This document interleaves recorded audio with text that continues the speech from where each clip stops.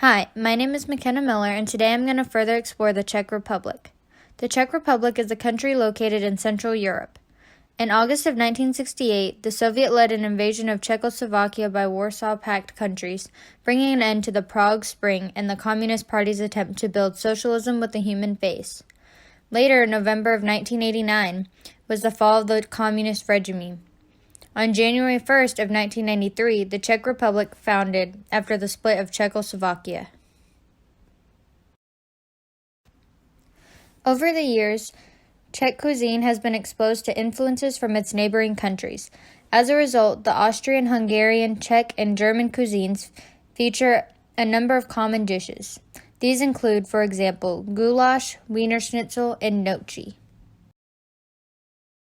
A feature characteristic of Czech cuisine is the widespread use of cabbage or sauerkraut. Prepared in several ways, cabbage is served warm as a side dish to a large number of meals. Czech is the only official language of the Czech Republic and is spoken by 96% of the population. Besides this, other languages can be heard here, particularly Slovak, German, Polish, and Romani. Moving on to Czech art. Czechs are renowned for their glass-making art and crystal. Glass art is created by heat, then mouth-blown using a special tool, then decorated by hand. This form of art is popular in Central Europe because of the use of natural raw materials, especially in the form of quartz veins along the Lusatian Mountains. During the 17th century, glass artists began developing a type of extremely clear, high-quality glass called crystal, which is shaped and cut using special rotating copper wheels. Creations of crystal chandeliers in the 18th century allowed business to boom. Moving on to Czech literature. Czech literature is written in Czech.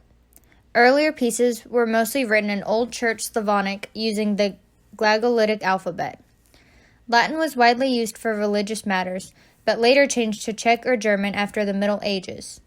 The 18th and 19th century were changing times in the Czech literature. Classicism became the most noted genre in German and Austrian style. Sciences began being explored, and historical accounts were being documented, and grammars were being nailed down and standardized. Several writers were making an effort in the field of drama as well. The 20th century brought about an avant-garde writing with topics delving into women's rights, anarchy, expressionism, social commentary, and other literary movements and liberal topics. Drama, poetry, and prose all fell into these various movements.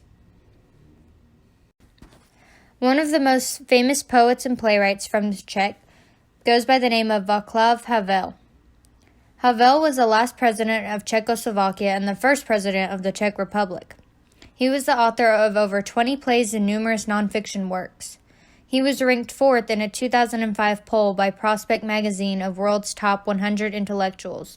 Because he was a dissident during the communist years, he was imprisoned, and during those years he wrote many letters to his wife Olga. Later, these letters were compiled into a book called Letters to Olga. Now we're going to move on to discuss the influence of the Czech on the Texan culture. Czech immigrants came to Texas primarily from the regions of Wallachia and Lakia. The first immigrated group settled in Austin, Fayette, and Lavaca counties. These groups were accustomed to rural areas where they tilled soil and raised animals. They naturally gravitated to the agricultural regions of the state, especially the fertile prairies that stretched from Dallas to Victoria and back up to the Gulf Coast to Rosenberg. Czech communities maintained their own churches, stores, clubs, and newspapers.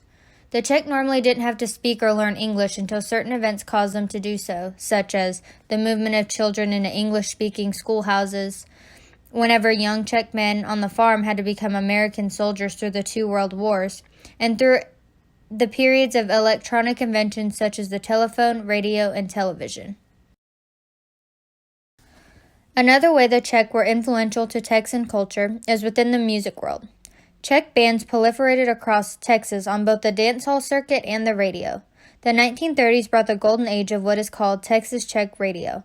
Today, many Czech bands play traditional Czech music along with country and western. One of the most famous Czech Texas bands is known as Vrazos Polka Band. The Czech culture is still celebrated and spread in the state today. In Ennis, Texas, they celebrate the National Polka Festival annually. This festival includes food, live music, chances to win prizes, and activities such as the Mile Fun Run, the 5K Light Walker Run, and warm-up aerobics. It is said that the farm wife was the backbone of the Czech Texan culture. Cooking is part of the culture that has still been preserved today. Czech Texans today may not be able to speak a word of language to their ancestors and may only know a little bit of the history, but they do know about the traditional kolaches and memories of eating chicken noodle soup in Grandma's kitchen. This exhibit was attempted to create the Czech farmhouse kitchen from the 1930s. This exhibit was found in the Institute of Texan Cultures. The Czech culture is very unique and interesting. The Czech Texan culture still exists in Texas today and is widespread. Thank you for watching.